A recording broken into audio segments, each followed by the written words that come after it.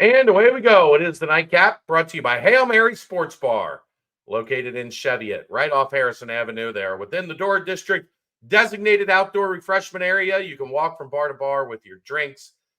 They pride themselves in a bunch of non-alcoholic options as well.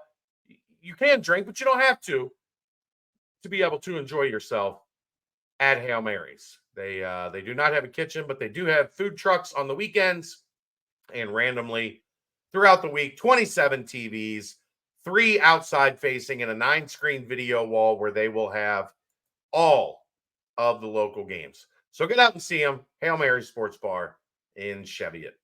All right, Aaron. Day 2, camp today. It was today was deceptive, man, because there was a bunch of rain in the morning. So when we got there, it felt pretty good. And then within like 30, 40 minutes, all of a sudden the skies cleared up a little bit. And guys were cramping up, like dropping like flies. Because it happened. Like your body just like, if it's humid when you walk out there, your body is ready for it. Sure. If all of a sudden out of nowhere it just like turns into a swamp, a little bit more of a problem. But seemed like a pretty clean day, outside of a lot of the taking the toes and pointing them back and trying to stretch out calf muscles. I saw one like side was cramping and walking like this and trying to reach the sky to get it to stretch back out. But Dante Corleon participating again in the non-contact stuff.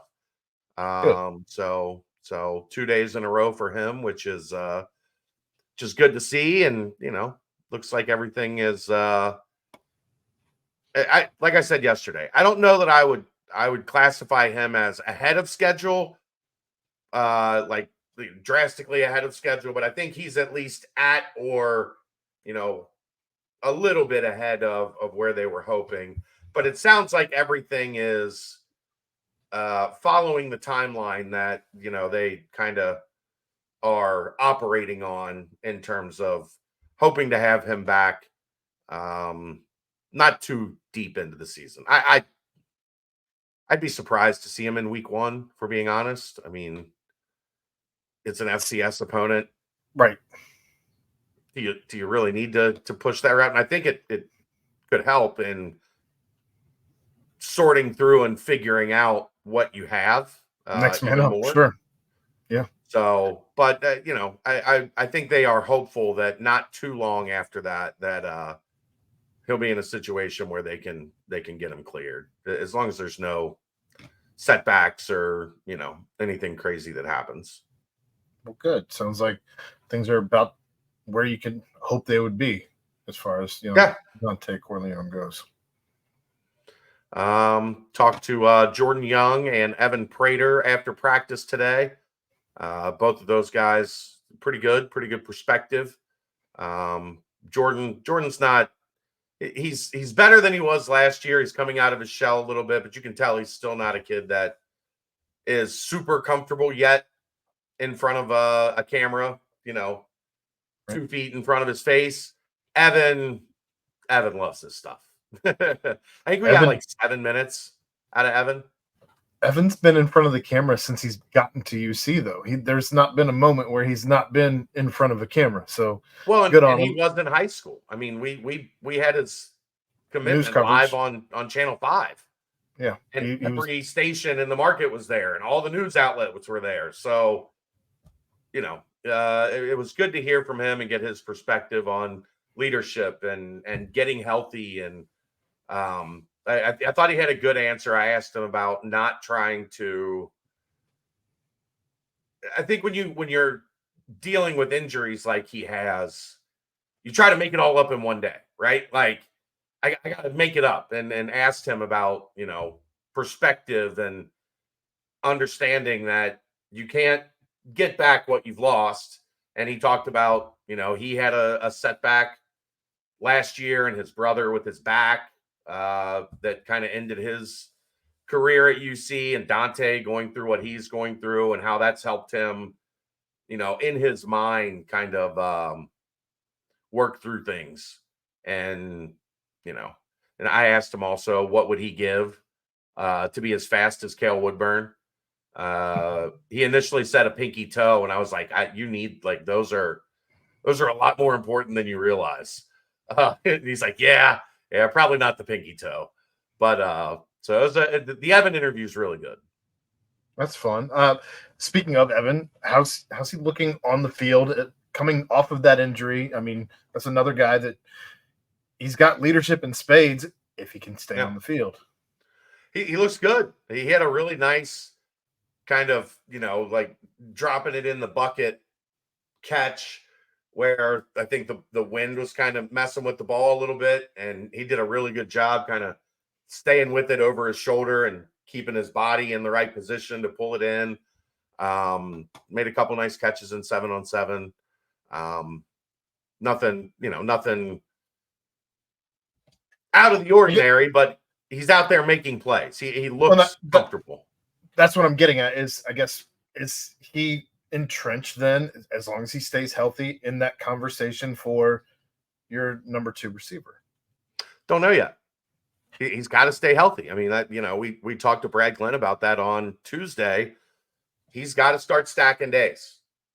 And then I think we can begin having that conversation, because the talent's obviously there. Like the kid's just a natural football player, athlete, whatever. But, a lot of what this staff knows is him being sidelined. So, we talk about trust and having to earn that trust and having to kind of, allow the coaching staff to develop that belief that when your number's called, you're going to be there. I think that's going to be something that develops throughout camp. If he's able to have a clean camp, I think he's going to see a path to the field, because let's face it, like he's 6'3", 6'4". He can run like the wind. He's got good hands, like all the things you want. So if he stacks days and he builds that trust, I think we'll see him, as things get rolling. But that's going to be the important part. Stay healthy, stay working hard. And I don't think that's a problem anymore. Like, I think he was maturity. Young. Yeah. Yeah. I mean, you think how hard you have to work until you get here and you realize, oh, I wasn't working as hard as I needed to work, probably. So that stuff looks like it's all in his past. Does he still have 2 years or just 1 year left? I think it's just one. Okay. I don't know. I'm no. I mean, he was here. It felt like, I think he was here with Dez for 2 years. So yeah, I think this is it, but I don't know for sure. I didn't know if there was a medical red shirt somewhere in there. Who knows? But the problem was he would get through the season and then be out the whole off season. Like he would tough through the season, not miss any games, miss the entire off season where he could have had a chance to, move himself up the pecking order. So I'm so far, I really like what I've seen from him, and it's really good to see him out there and not like, I hate seeing him in the spring just kind of walking up and down the sidelines and like having time to stop and chat and whatever the case may be. Yeah. Like, damn it, get out there, man. You're too good not to be. I get that. That's how I feel every time I see Sincere. Yeah. And he did it again. I know. Frustrating. So anything stand out to you today without trying to get too deep into anything that has been written? We something that'll probably be good for this show is that Keegan and I have worked out where we're going to switch days, because I think one of the hard parts about like we're going to alternate days doing practice reports, because I think that's where it gets, when you get to like practice 11, 12, 13, 14, you're like, I said all of this shit yesterday. So we're going to rotate days and try to like keep it a little fresh. So today was Keegan's day. So I've got my stuff here as well. The one thing that 2 days in a row, the safeties were the ones that were catching my attention. Well, it sounded like they're- yesterday you went looking for the safeties, whereas well, maybe I mean, today it caught your attention as opposed to specifically looking for them. yeah, but they still made a bunch of plays yesterday. Like, even if I wasn't looking for it yesterday, I would have noticed them because they were continuously around the ball making plays. Okay. So yeah, today I was watching the corners and I got a good look at the corner. They had a decent day. But man, Canteen had a big hit. Jaquan Sanks had a pass breakup. Minkins had a pretty good day. It's Logan Wilson again.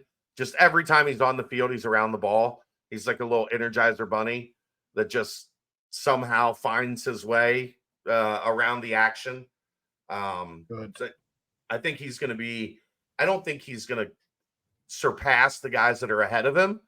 But man, having a guy like that you can bring in both on special teams and as a rotational guy, so that you're not leaving those guys out there for 80 plays, 70, 80 plays a game is and being able to do it with confidence is a good thing.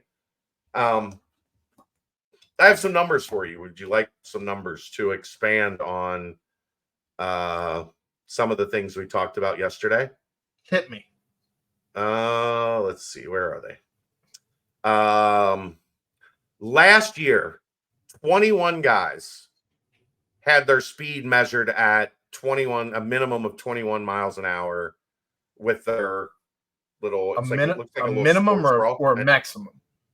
They're maxed out at 21 miles an hour. Like you said minimum. Well, 21 guys had hit 21 miles an hour. Okay. Gotcha. 37 this year. Woo! Damn near half the roster.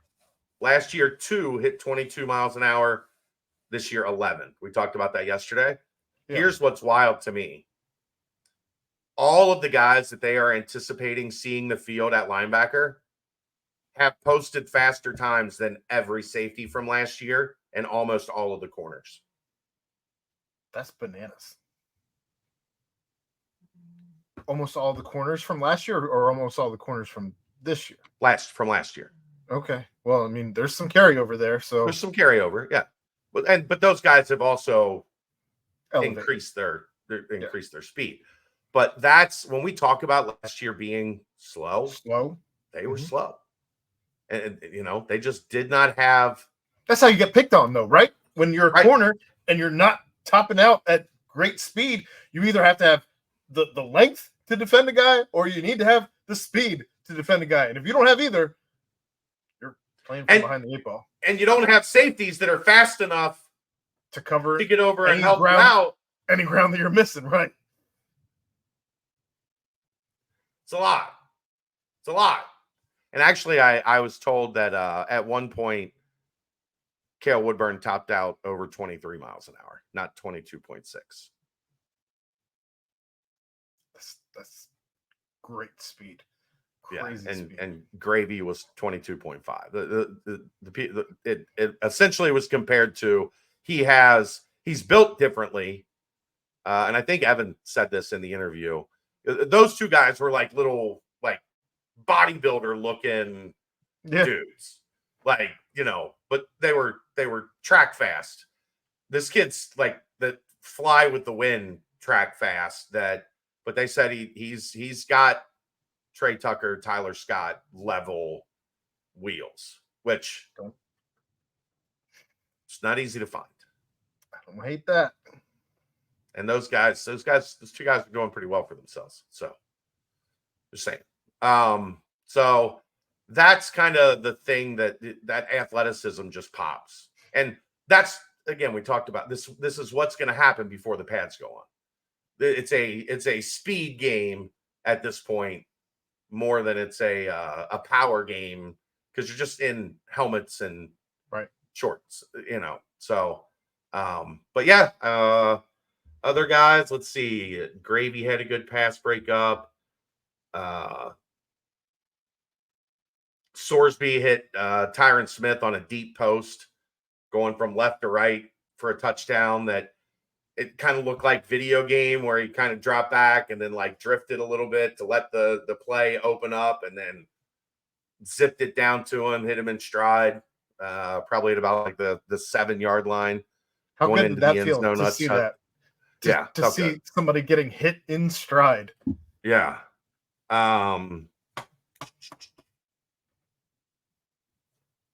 Jared Bartlett looked pretty good today playing. He was at middle linebacker, but they were kind of moving him around to get after the quarterback. He had a pressure, kind of looping to the outside, and going around tackle and getting in the backfield.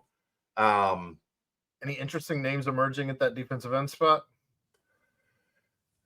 Pats. I'm not like, I'm not going to even if a guy has a good day, I'm not really going to talk about it until he's going against an offensive lineman with pads on that can do something. I would merely suggest writing those numbers down while you can see them before they're tucked up under the pads, and then you have no idea. Varner was out there quite a bit. So that's one that we'll keep an eye on, the Wisconsin transfer. So yeah, like I said, the interior stuff, I just can't put any weight on it until there's some resistance. No pun intended. Right. Sherman, the tight end, I thought he was really active today. The Arkansas / Louisville transfer. You could tell he's really comfortable in this offense. Like, new guys generally, they look like they're still thinking. They look like they're still processing. You could tell he kind of stepped right in and picked up where he left off. He even caught a couple passes, which aren't really, his forte is smacking people in the face as a blocker, but he looked pretty good getting out and running routes.